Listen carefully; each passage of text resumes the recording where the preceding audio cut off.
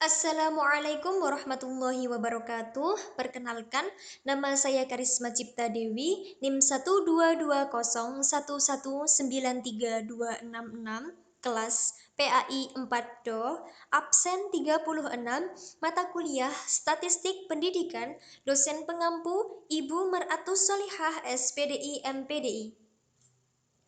Pada video penjelasan kali ini, saya akan membahas tentang uji T dalam penelitian dengan judul Pengaruh Penggunaan Visual Scaffolding Terhadap Pemahaman Konsep Geometri Siswa Kelas 8 MTS Darul Falah yang disusun oleh Binti Nur Afifah tahun penelitian 2021 Universitas Islam Negeri Sayyid Ali Rahmatullah Tulungagung.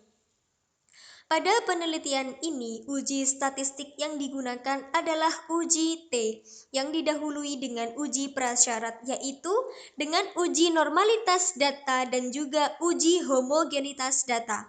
Adapun data dan pengujiannya sebagai berikut. Yang pertama yaitu uji normalitas data. Pada pengujian ini, langkah-langkah yang kita lakukan adalah yaitu kita membuka aplikasi SPSS terlebih dahulu. Kemudian, terlebih dahulu kita mengisi variabel view sebagai rancangan data yang akan dianalisis. Baik, di sini saya sudah menuliskan untuk kolom pertama yaitu kelas dan kolom kedua skor. Untuk desimal kita nolkan, untuk valus ini kita isi kelas A dan juga kelas B. Kita klik OK.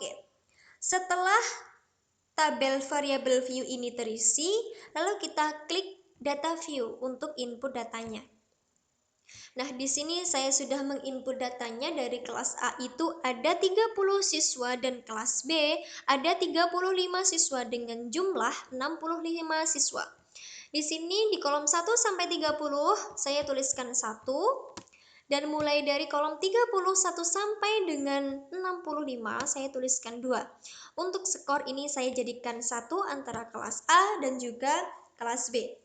Langkah selanjutnya, untuk menganalisis dari data yang diinput, kita klik Analyze, kemudian kita pilih Descriptive Statistic, kita pilih Explore.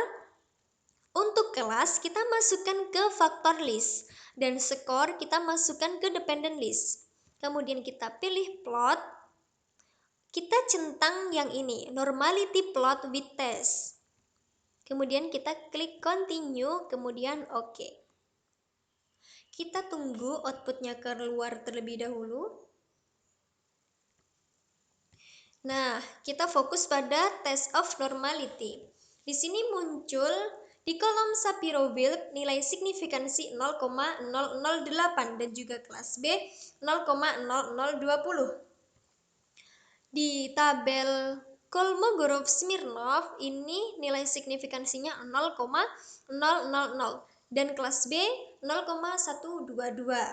Suatu data dikatakan berdistribusi normal jika nilai signifikansi atau probabilitas ini lebih besar dari 0,05 dan dikatakan tidak berdistribusi normal jika nilai signifikansi atau probabilitas kurang dari 0,05. Berdasarkan tabel ini dapat dilihat bahwasanya nilai signifikansinya itu kurang dari 0,05 sehingga data ini bisa dikatakan tidak normal. Nah, bagaimana cara mengatasinya agar data ini normal?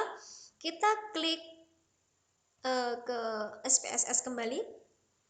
Caranya yaitu yang pertama kita klik Analyze, kemudian kita pilih yang Regression, kita pilih yang Linear. Oke, akan muncul seperti ini. Untuk kelas kita masukkan ke Independent dan skor kita masukkan ke Dependent. Kemudian kita klik Save. Nah, akan muncul kotak dialog linear regression ini ya. Kita pilih yang unstandarized residual. Kita klik Continue, kemudian OK. Nah, outputnya akan keluar.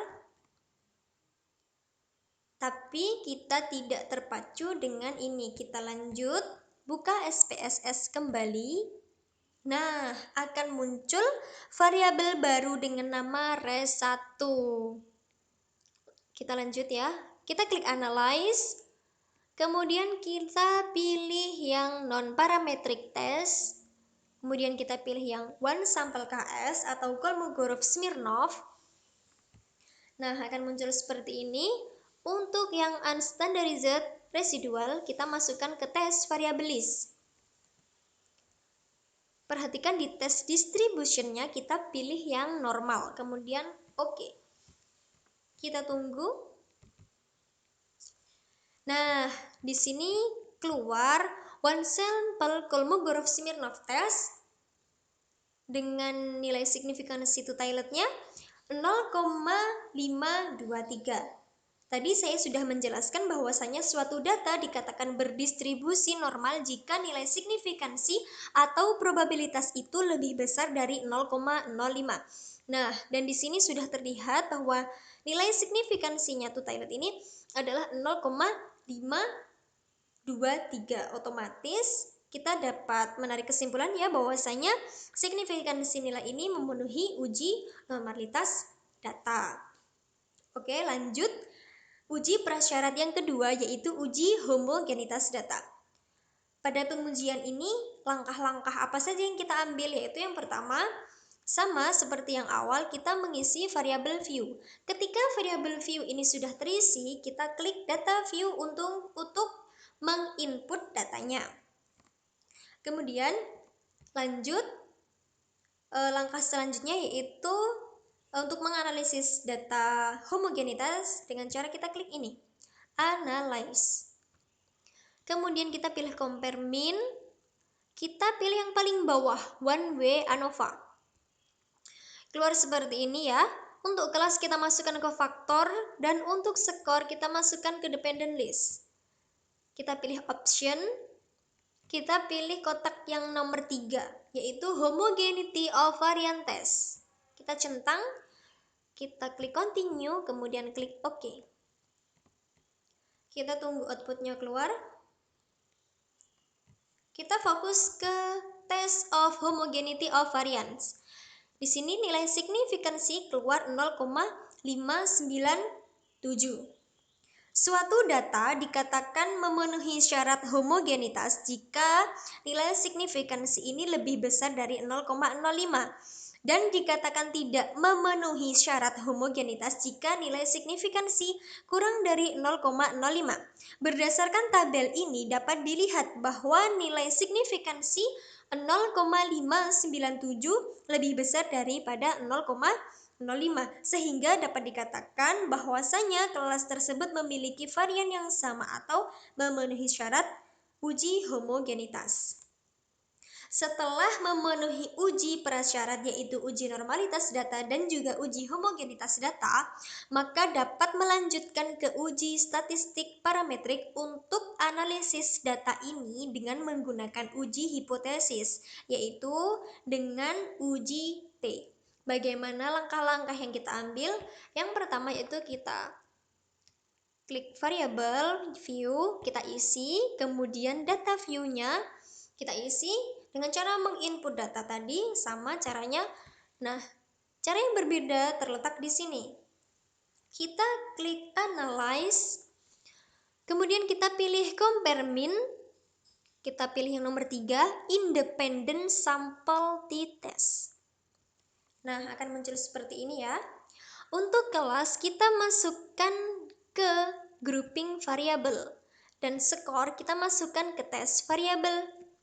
Di sini kita tidak bisa klik OK karena apa? Di sini masih tanda tanya ya. Untuk grouping variabel kita klik Definite Group, grup 1, 1, grup 2, 2 atau kelas A dan juga kelas B. Kemudian kita klik Continue. Setelah itu kita klik OK. Oke, kita tunggu outputnya keluar.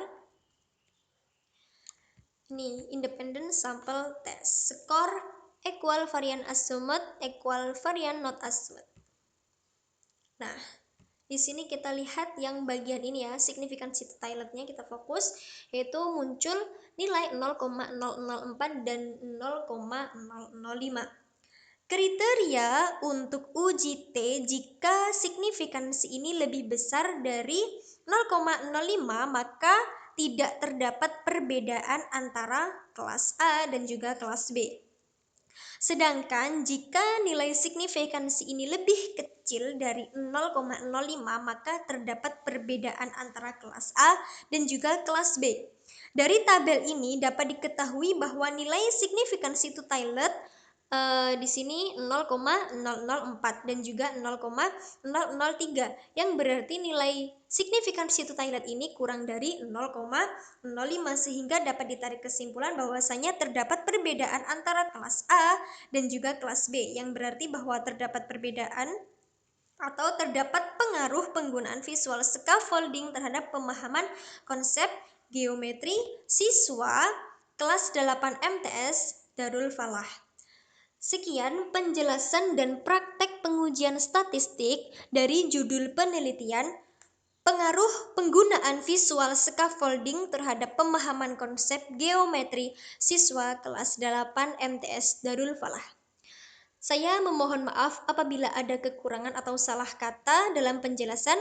Akhirul kalam, Wassalamualaikum warahmatullahi wabarakatuh.